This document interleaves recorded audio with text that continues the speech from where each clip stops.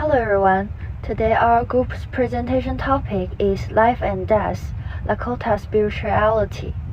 The Lakota people are the westernmost of the three groups, belonging to a political body called Teton-Wong, occupying lands in both North and South Dakota. The Lakota have historically been a nomadic hunter and gatherer group people who organized their life and ceremonies around movement of sun and stars. Lakota has an earth-based religion and go off the principle of seven power. They have power of four directions, the power of Mother Earth, Father Sky, and the seventh power is called the Great Mystery. For them, religion is not isolated, but integrated into their daily life. So let's introduce the first one. The first of the seven sacred rites is Inipi, which means to renew life. A sweat lodge is held in a dome-shaped structure made of willow sapling and covered with hide or chips that symbolize the shape of the universe and the womb of a pregnant woman.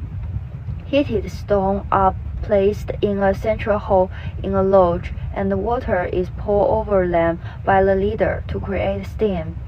The purpose of the ceremony is to pray for health and well-being, spirituality and physically. The second rite is Ambulature, which means crying for a virgin. The virgin quest is undertaken by an individual with the help and guidance of a holy man. A person elects to go on a quest to pray, communicate with the spirits, and attempt to gain knowledge, strength, and understanding. The person pledges to stay on an isolated hill for 1 to 4 days with a blanket and a pipe, but without food or water. Upon returning, the virgin may be discussed with the Vakasavakan, which means the holy man. Often the meaning of virgin is not readily apparent, and the individual may be told to wait for knowledge and understanding. Next, I will introduce the third, fourth, and fifth rituals, which caught my attention because it struck me as a very material and interesting, with a deep wisdom and cultural heritage. The third ceremony is the Wanagi Wikagaluha. According to Black Elk, spirits can wander around the family and community when a person dies, and this is the day of the first anniversary of their death. This ritual purifies the soul of the deceased, and the love between the living and the deceased increases. In Wanagi Wikagaluha, members of the family and the community of the deceased can come and visit, eat, and they sit together. After a year, the spirit is ceremonially released and the period of mourning officially ends. The fourth ceremony is the Wangyan Wasapi. The sun dance is usually considered the most important ceremony and is held during the full moon in the summer. In the past, some of Lakota's place bands would gather at pre-arranged locations. During the ceremony, the dancers promised to offer their flesh in order to give much strength to the nation, and the personal vows were fulfilled. The choice of participation is entirely that of each individual. It is often the result of receiving a sacred dream or to seek help to heal a sick loved one. The sacred tree placed in the center of the dance area symbolizes the center of the universe and the Wankantanka. The fifth ceremony is Hankampi, which establishes an earthly relationship with the Tankanta, which reflects this real relationship.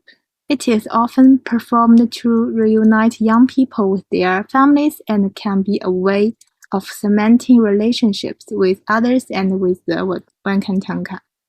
The ceremony represents the formal adoption of people as relatives and is deeply meaningful as an important ritual to connect blood ties. Next, let me briefly introduce the last two rituals. The sixth ritual is called Isnati of Kalawampi, which is a puberty ritual. The ritual takes place after the girl's first menstrual period and is a prayer to ensure that she grows up with all the virtues of a Lakota woman, understands the meaning of her new and officially declares her eligibility to become a potential wife and mother. The girl's puberty ceremony, which means singing for the first period in Lakota, is traditionally held on the fourth day of the sun dance. The seventh ceremony is Yuwipi. In Lakota culture, this ceremony is held for both physical and spiritual healing. Yuwipi means they rope him up or they tie him up. The ceremony can be performed at any time of the year when healing is needed. The spirits called upon vary with individual medicine men, as well with the goals of ceremony. The spirits may be human ancestor spirits or they can be animal spirits. Animal spirits can be birds or other four-legged animals. The ceremony is held by European men. This is the healer and the one who is tied up and directs the ceremony. During the ceremony, he calls spirits that can help the people, while the traditions and protocols are passed down through generations of healers. Each medicine man has his own way of conducting the ceremony. This ceremony is important for the people in attendance to follow specific rules.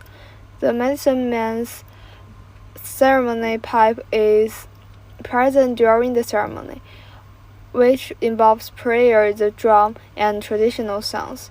Some songs summon the spirits, and others tell the spirits it is time to leave and end the ceremony. The ceremony is often very draining for the European man because of the focus needed to interact with the spirits and because the spirits use his life energy to heal the participants. Due to this, European men often live short and difficult lives. Some people are forbidden to participate in European ceremonies, such as menstruating women. The Lakota believe that the menstrual blood is the unborn children, so it is a powerful force to death, so powerful that it may disrupt the flow of energy in the ritual. And these are the 7 rituals we would like to introduce, which we believe are valuable cultures and traditions that should be understood and remembered. That's all. Thanks for listening.